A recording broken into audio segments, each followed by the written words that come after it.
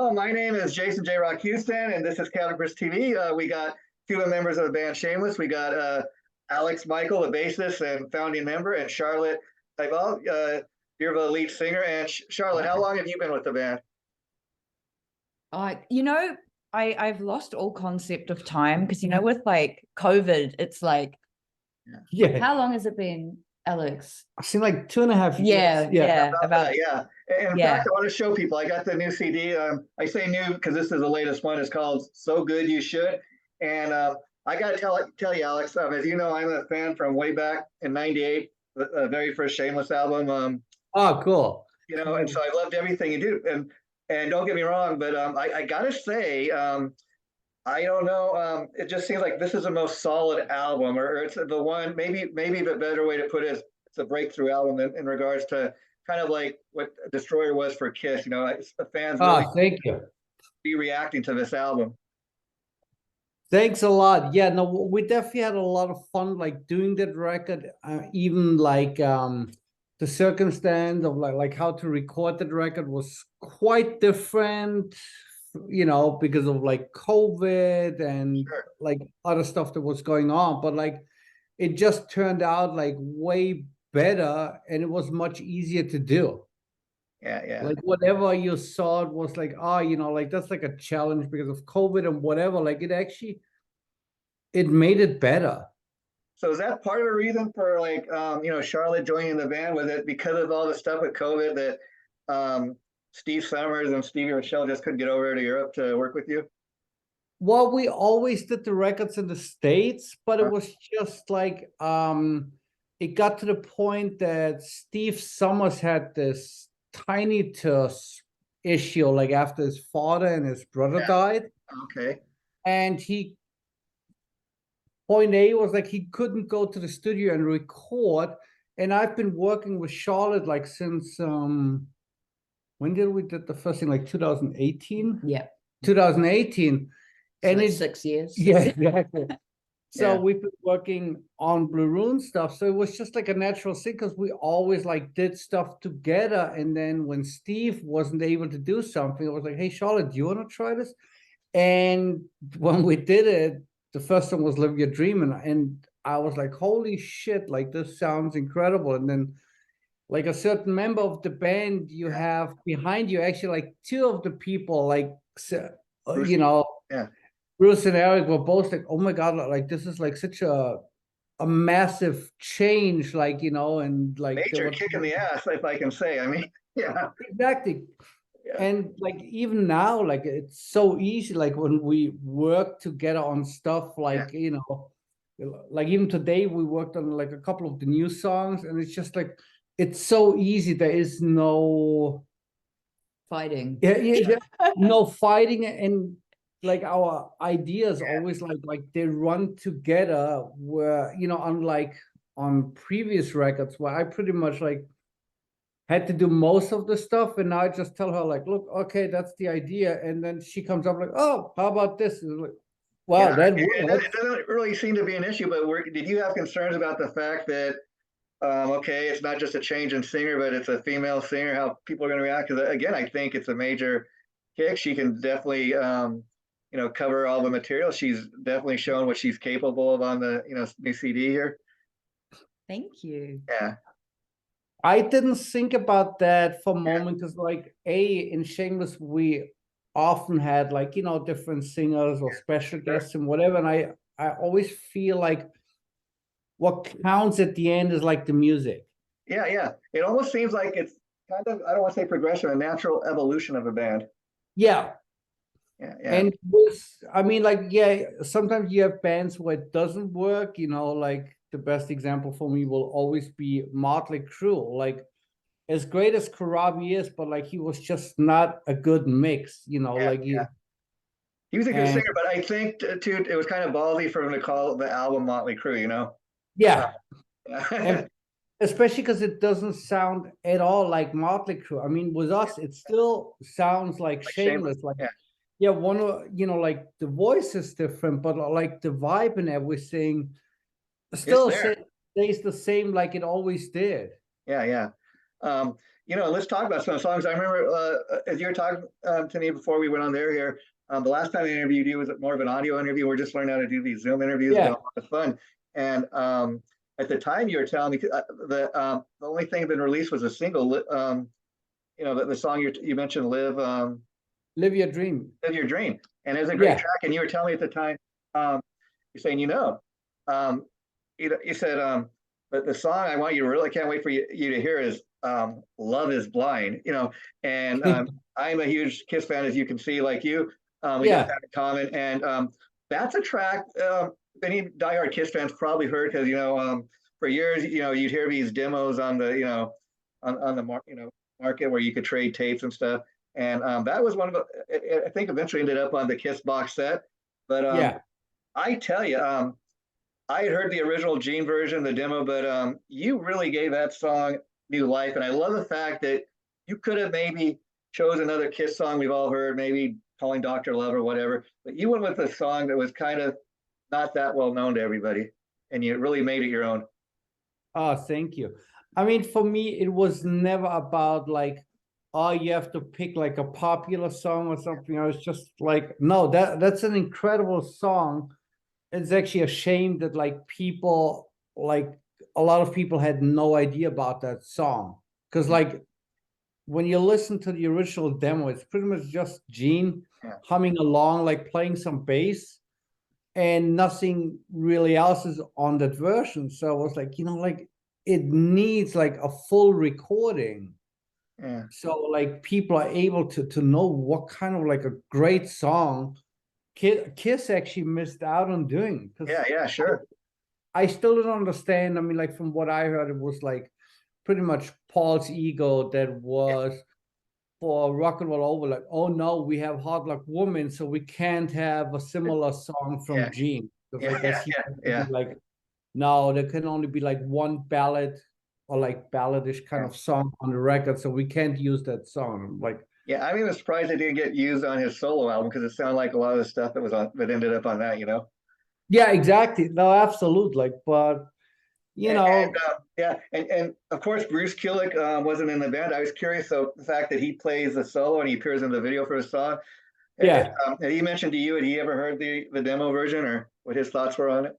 He also never heard the song before. The same goes for Eric Singer. Like he had no idea about that song because I sent him a rough mix before the record came out, and he was like, "Oh, that's a great song." I was like, "Well, that's a Gene song." Exactly. And I was like, "Really?"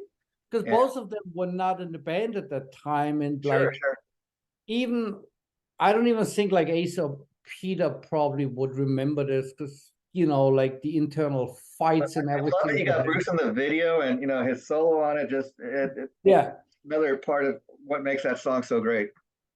Well, because Bruce is just, I mean, like, I talk to Bruce a lot, about like everything. We always do stuff. And like, when we did that song, like, it was just like the most natural thing to have him on the track. Yeah. And like you said, you have other singers and other guests on the album. So I was curious, did you immediately know who you had in mind to sing the song, or did you have Charlotte try to sing it? No, because like the song, like, I mean, I know it sounds crazy, but like when I write songs and I like, there's like this magic pop-up coming out of my head where I know this is a song for Charlotte or then for Frankie. Like even now working on stuff, like there was one song that I wrote and like, I was like, oh my God, that's for Frankie. Like I can see, like when I close my eyes, I can see. You did a great job, so don't get me wrong. I was just curious. And, also when I talked to you last time, you were mentioning that, we're also doing this ABBA song. I can't wait for you to hear it. And that's another highlight of the album for you. But what's funny is like, when I was talking, I thought, oh, okay, he's going to be doing Dancing Queen. But again, you pulled out of the hat a song that I never even heard of before. Because I'm not a huge ABBA fan, but I'm a fan of some of the stuff I've heard on the radio, of course, like a lot of people. And I love the fact that you pulled out a song I've never heard of. I'm sure a lot of other people have this story. And all of a sudden, I love that song. And it's such a shameless song now, Yeah, that was like, I mean, was a few of the songs also the Bryan Adams song that Charlotte did, Hiding from Love. that only happened because my wife, I showed my wife the movie Class, you know, the old movie from like, when was it done? Like 83, 84, something like that. And there's a scene in a bar where he walks in and they play that song. And I was just like, oh my God, that's such a great song. And when I thought about that, because we pretty much, we recorded the song like the day after or something. And I was like, okay, this is perfect for Charlotte. And because like nobody else would have been able to pull that song off with that kind of like feel and vibe. It was just like, you know, like it screams I Charlotte. Charlotte, that's one of my favorite tracks on the album. I know I keep saying that, but that's you know, Love Is Blind, and that probably would be the next one of my most favorite songs. And what's interesting, I know it's a Bryan Adams song, but it doesn't even matter that it's being sung by female. You know, you kick its ass, and you do your job on it, put your stamp all over it.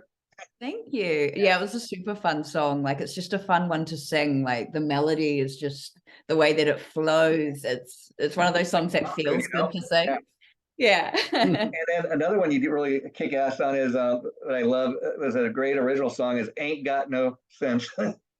Yeah. Oh yeah, that's a classic. That's a classic. Yeah. And you finally saw the movie. Oh yeah. Yeah. And then of course another great cover is I Think We're Alone Now. That's a tune, of course. I was aware of you know, just being the age I am from back in the day, but again, you remind us of this great song that I forgot about. And you put your stamp all over it, you know. I always loved that song. Like I like both versions, the original one, and then obviously like the Tiffany one was like everywhere. You know. Yeah. And so you guys have been touring Europe recently, or I seen some last year, you know, we did some shows, but the problem was the whole COVID thing and everything. It was not possible, you know, like to plan a full tour, because like you still didn't know, like, oh, can we get into this country? Can we get into that country? So like, no, let's rather just do like a couple of shows. And also, you know, because we never toured together. I mean, we toured together, like, but not playing together. Not playing together. Yeah. The same band, And it was just like amazing. So we said, well, let's rather do like, you know, a handful of shows. So we know, okay, we can go to Italy and we can go to those places. And then like, let's rather do more stuff the following year instead of like, what I saw with so many bands, like they booked those like massive tours, like, 18 shows here and there. And all those tours like got canceled. Like I know one band, and like Jesus, like their tour got like rescheduled, I think like 4 or 5 times, and then they just, I don't even remember, but even like the Darkness, they had the same issue, and then they ended up like canceling the rest of the tour. And I was like, no, I'm not doing this, because it's just like, why? People's hope up for like, oh cool, like they are playing, and then like 2 weeks or 2 days before, like, look at the stadium tour. It took 3 years for that to even happen, you know. Exactly. So I'm like, no, it doesn't make sense, like, you know, like to force it. Yeah. So how much, when you did play those shows in Italy, and that how much of a new album was in the set list? I would say this would be a guess. Maybe like a third. Yeah. That's great. And what was it like playing those songs live for the first time? I mean, what was the reaction you guys were getting?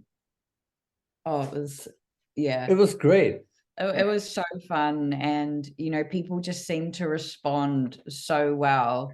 And it was cool as well to like be able to see people singing along. I think that's the most like powerful thing of, you know, when you're performing it live, is that you can have that interaction with, you know, with the audience, and you can see and meet all of the people who have been listening, and it's interesting to see which songs certain people in the crowds go when you start to play, and you go, oh, they love that one, you know. It's really, it was cool. No, definitely, that was amazing. And also the really cool thing was, because like when we started to plan the tour, you know, we were like, okay, what should we put into the set list? Because like on previous tours, it was always like, oh no, you can't do this song because, like, you know, whoever else sang it. on the album and stuff.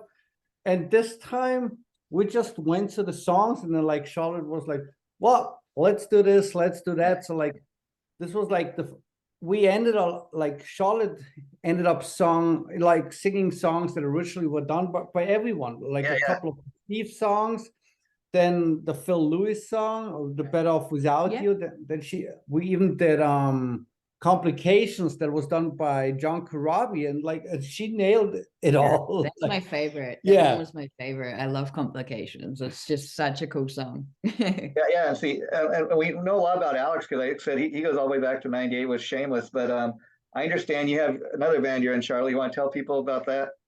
Yeah, so my other band is Blue Ruin, and we are 4 girls, and we describe our genre as bubblegum punk. So it's like punk rock, but then it's also very like colorful and playful, because we always like, I don't know, we're drawn to sort of like bright colors and things like that. So photos on your Facebook page, I was really drawn to the photos just because they're so colorful.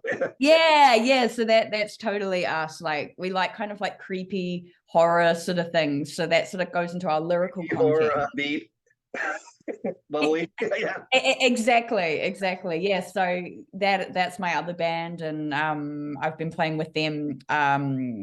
We started, I think, at around 2015 back in New Zealand, where I'm from, obviously. My accent.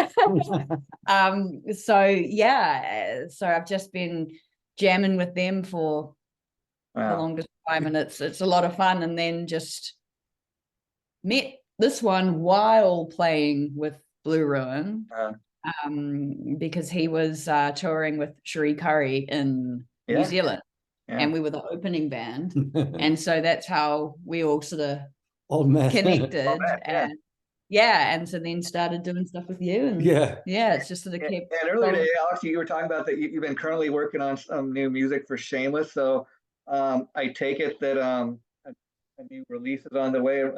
You think we'll get that this year, next year? What are your thoughts on that? It will be next year, because like this year, like now we have the tour coming up actually in 10 days with Cherie. Like we go on tour like in the UK, Ireland, Northern Ireland, Scandinavia. So like that takes place, and then all the other commitments that we have. You want the album to be as good as this one, if not better. I mean, exactly. And that's the thing is, even though this album's been out a while now, you're still kind of pushing it. You know, people are still just finding out about it, and reacting to it in a positive way. But it's really interesting, like the response, you know, like especially like after, you know, having some bigger changes and stuff. But like that's the record that had like the longest interest period, where you still get like messages and people leave comments everywhere. So that's great, and that's also like I mean, like a part of like why, you know, like on the other hand, like especially the new stuff, like it flows so easy, like the stuff that we came up with, because I think we now have about like 7 songs almost done. And I know you're a principal songwriter, Alexx, but I was curious, now that Charlotte's been with the band and she's kind of one of the main vocalists, is she contributing to the writing at all? Pretty much, like that's the biggest change, because like I used to do like pretty much everything by myself, and now like all the songs we did together, we actually wrote together. So I you know. And what was that like, giving up the reins like that? I mean, because in a sense, like for many years, Alexx Michael is Shameless. I mean, and you'd have all these guest musicians involved, and now it's kind of, just my perception seems like it's become more of a band effort. Definitely. And like for me, it's like just more fun, because like you get something else, you know, like when you do it together instead. Because like when you just do everything yourself, at one point you're like, you don't see left or right anymore. You just see, you know, like that's the thing. And like actually Paul Stanley mentioned something about that in his first book about you know, like the demo kill. when you demos all by yourself and like you play all the guitars, you program the drums, and then like you come up with all the vocals and the lyrics, and you're just so used to that version. Yeah. And now with like the 2 new songs that we worked on like today and yesterday, it was just like I came up with the melody, and then like the vocals and everything we just did together. Yeah. You know, and it just makes it much more colorful and way more interesting. When you collaborate, you have somebody not just to bounce your ideas off, but they can kind of, you get a natural reaction, how they react to the song, or if they have any suggestions that'll make it better, you know? No, exactly. And that's like the biggest change, you know, in my opinion, because it's just like, it's much more fun to come up with stuff.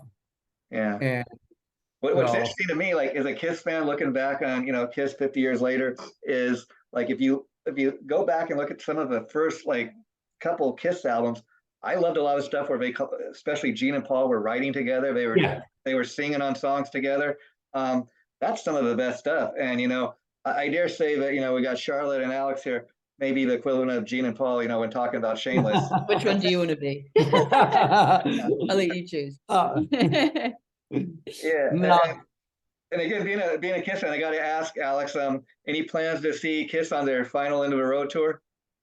Well, probably like Munich. Uh-huh. And like I still don't know. Like I know I'm gonna see them in Munich, but like I don't think about like going to the last few shows. I know that, but I mean, just on the last tour, you plan to see them at least, you know, one more time. Exactly, and like, and to be honest, like if it was a different time or whatever, like I mean, I remember like tours where I was just like traveling with them and like saw like on the Reunion and Psycho Circus tour, I think on each one of those tours I saw at least like 30 or 40 shows. Yeah. Wow. And yeah.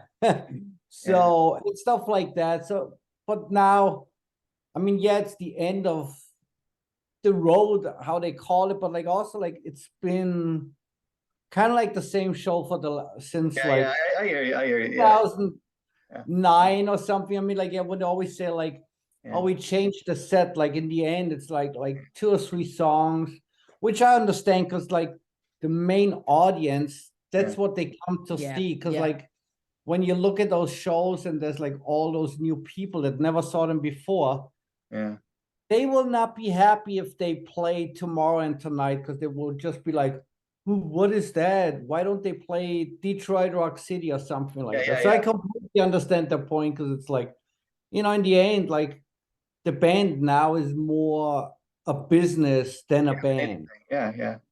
So they have to make sure, because like, yeah, you satisfy like a couple of diehards. They're like in the audience, but when they play those big shows here in Europe, when there's like 40, 50,000 people there, the diehards per show are maybe like 300 people. Sure. So you can't make those ones happy. That's why they do the stuff, you know, like the cruise and all of that stuff. Because like that's where those people get their, you know, when they play like Love 'Em, Leave 'Em or stuff like that. It's My Life. Yeah. But like, just imagine like they play a festival and all of a sudden they play, oh, next song is It's My Life, and everybody will be, are they doing a cover of the Bon Jovi song? No, that song was before that. Yeah. You know, It's My Life, that's one of my favorite you know, tracks. Kiss, I don't know why, like I got it finally like on the Creatures box set they just put out. Yeah. Great track. I'm like, man, if they would have put that track on Creatures, and you know, they had this other song, Back on the Streets, Deadly Weapons. I'm like, man, that would have been a very different album, you know. Oh, absolutely. And also, I mean, when you look at Creatures only has like 9 songs. Yeah. Like on Masked, I think they still had like 11 or 12 songs. I'm not sure about the number, but so, because I also know like the song Back on the Streets that ended up on Vinnie Vincent's record. He wrote that for the record, and when I talked to the late Michael James Jackson, like he said, like they recorded a version of that song. Paul Stanley, yeah. And what's interesting about that song is, again, on the Kiss, you know, demo market, I heard Ace Frehley did a version of that. Never was It released. was Richie Scarlett singing. Yeah. And talking about deep Shameless tracks and also Kiss related, another one of the tracks you did years ago on a compilation album, Talk to Me. I love your version of that. Ah, thank you. Yeah. That was a lot of fun to record because Gary Kelly, who was the guitar player at the time, like he was not familiar with the song or the guitar solo. And then when we did the recordings and Mike started the drums first and we did the vocals and the lead guitars came last. And he was like, oh, I got to listen to the original version, what Ace did. I was like, no, you don't. You just play what you think fits the song. And it ended up like much more interesting because Ace has such a unique sound and you can copy it, but like I always feel like it's more interesting if you put your own thing into the song instead of I urge people, I don't think it's an official Shameless video, but if you go on YouTube and you type in Shameless Talk to Me, there's some video that somebody put together, and it's got all you guys from that era of Shameless, and it's a cool video. Yeah, thank you. Yeah.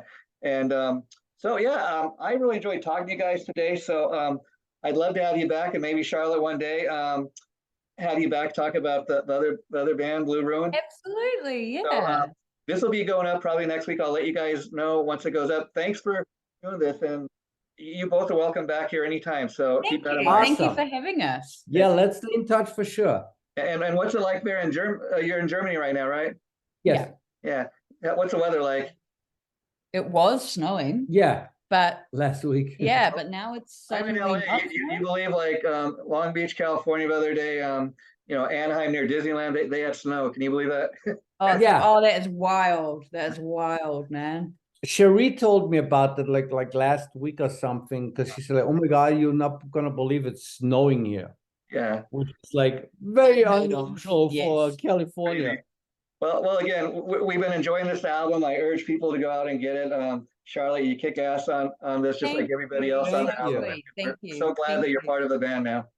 Thank you. Awesome. Thank you so much. Take care, Alexx. Always great talking to you. Bye-bye. Okay, take care. All right. Bye. Bye-bye.